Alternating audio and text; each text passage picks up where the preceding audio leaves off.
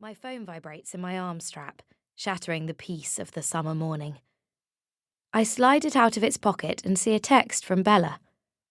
Smirking, I prepare myself for a ribbing about overtaking her again. But I flinch when I see her message. You heard about the fire. If there's been another arson attack, this would make it the fourth in the area this year. Our team isn't the one investigating the serial arsonist who keeps breaking into people's homes and destroying their lives, but we haven't missed it on the news. As Brighton residents, we're all too aware of the destruction fire can cause. I can't help but let my gaze drift to the sorry remains of the West Pier, burnt to a smoking carcass in 2003. I remember standing on the pebble beach with my jaw hanging open, gripping my mum's hand as we watched it go up in flames. But another memory, far more recent, is the one that sends a shiver snaking down my spine, and I send a silent prayer of thanks that I, Detective Constable Eve Starling, am not on this case. Stale air pumps into the incident room, the sound of the ancient air conditioning unit buzzing in my ears. DCI Gillian Harbrook rushes through the door in an emerald green suit tailored to her tall, athletic frame, clutching files to her chest in one hand, a coffee in the other, and her phone wedged between her ear and shoulder. Not for the first time, I wonder if I should make more of an effort with my appearance.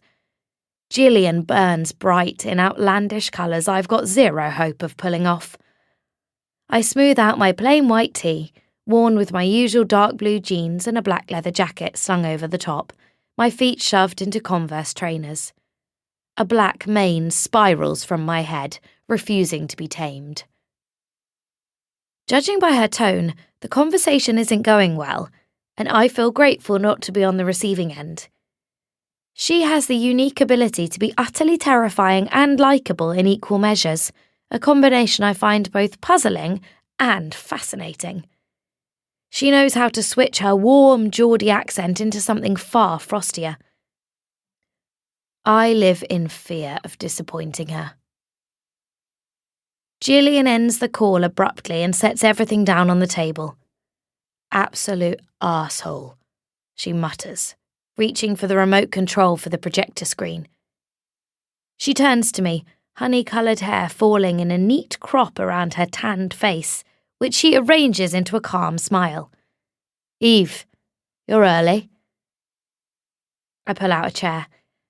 Just needed 5 minutes. The others are on their way. Everything okay? Her expression tells me it's a loaded question. I know she's remembered the anniversary is tomorrow. Probably best I'm keeping busy. I offer up a half smile. Good. She approaches me and rests a hand on my shoulder. If you need anything, you know where I am, pet. I smile, but I feel awkward, wanting to project a strong, capable image. I'll be fine. She considers me for a moment. I know you will. Her hand drops. How's the new recruit getting on? Tiana? I search my brain, having barely paid any attention to DC Tiana Banks, a slight, dark-skinned woman who wears her afro hair tied back from her pixie-like face. Fine, I think. I haven't had much of a chance to talk to her yet. The reality is, I'm harbouring bitter feelings towards her for swanning into the CID on a fast-track scheme, bright-eyed and bushy-tailed, a detective at the age of... well, I haven't thought to ask. I know how petty it sounds, but I've done my time in uniform, years on the beat, exam after exam, earned my detective constable status. I took my sergeant's exam months ago, hungry for the next stage, refreshing the internal jobs board so often you'd think I was trying to get hold of Taylor Swift tickets. Desperate to prove I got my dream job on my own merit, and not through my connections. In Tiana's first week, I asked her to sift through some phone records, and she missed...